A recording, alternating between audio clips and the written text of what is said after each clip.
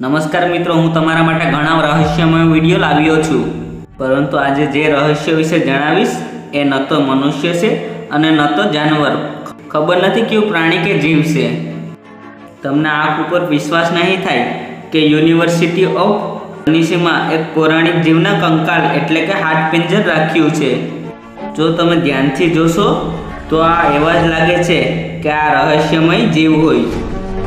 આ સબૂત છે કે હજારો વર્ષ પહેલાં આપણી પૃથ્વી ઉપર આવા જીવની ઉત્પત્તિ હતી અને આજ સુધી આપણે નકલી માનતા હતા. યુરોપના પૌરાણિક કથાઓમાં સેન્ટરનો ઉલ્લેખ ઘણી વખત થયો છે. કહેવાય છે કે હજારો વર્ષ પહેલાં આ જીવ ધરતી ઉપર રાજ કરતા હતા. આની બુદ્ધિ અને તાકાતના લીધે આને રાજાઓ સૈનિકોની જગ્યાએ પણ રાખતા હતા.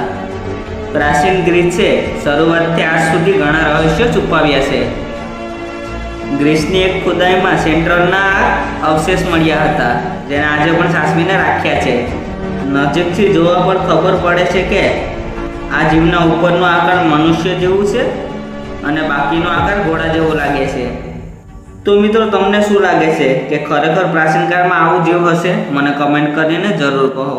અને મિત્રો, આવા જ રોચક અને જ્ઞાનથી ભરપૂર વિડીયો જોવા માટે મારી ચેનલને સબસ્ક્રાઈબ કરો. તમારો બહુમૂલ્ય સમય આપવા બદલ ખૂબ ખૂબ આભાર.